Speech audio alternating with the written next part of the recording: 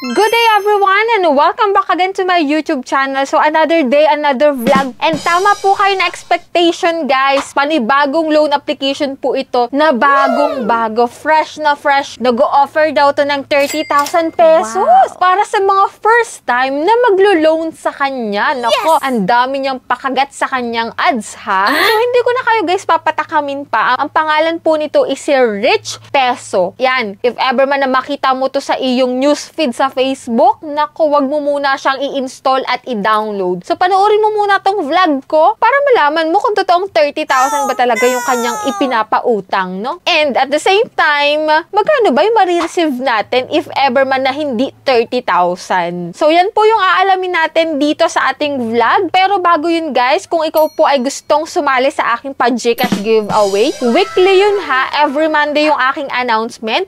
5 lucky winners po yung aking pinipili na ang gagawin mo lang is magsusubscribe ka sa aking YouTube channel, ilalike mo tong video na to at mag-iiwan ka ng comment dyan sa comment section. And syempre, hindi lang yun guys. Every last Monday of the month, may isang mananalo ng aking pa-cellphone giveaway. O, diba? So, nung last Monday guys, nag-announce na ako ng aking lucky winners. Naku, check mo yun guys, baka kasi isa ka dun sa winners. And yan, kung interesado ka naman na malaman kung anong meron dito kay Rich Peso, na nag-o-offer daw ng 30,000 pesos. So, if you're interested, keep watching.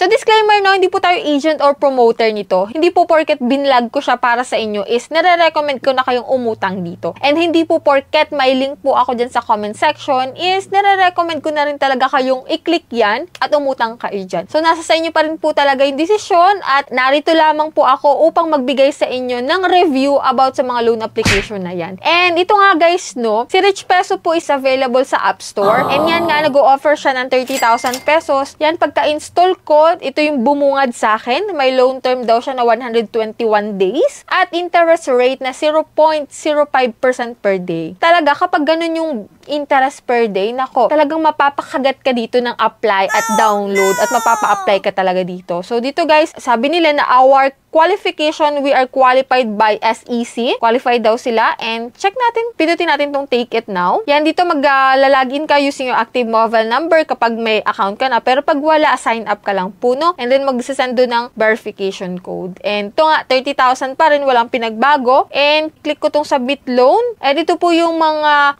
ID na pwede dito, which is driving license, UMID passport, national ID, teen health card, and other recommended ID is postal ID, PRC, SSS, Pag-ibig, and voter ID, no? Yan, para makapag-proceed ka sa next step, i-upload mo lang yung picture ng ID mo, and to may mga fill upan ka dito. Kung tamad ka mag-fill up, panoorin mo na lang tong vlog ko. Yan, work information, emergency contact, 3 lang naman yung hinihingi nila. Pero yung 3 to, siguraduhin mo ko pa rin kung sinong ilalagay mo kasi maaring tawagan or i-text yan. Dito guys, sa bank card info, pwede po sa e-wallet or bank. Dito sa e-wallet, pwede sa Gcash, Paymaya, GrabPay, Coins, and Shopee. And dito tayo sa pinakang last part. So, hindi siya guys 30,000 pesos. So, dito guys, 2,000 po yung in-offer niya sa akin bilang first time na nag-apply sa kanyang application. So, meron daw siya 121 days. Pero dito guys, sa payment plan, magbabayad na ako sa September 28, which is ngayon nga po ako nag-apply, September 22, 2024. So, bali 6 days lang siya. And, magbabayad na ako ng 1,980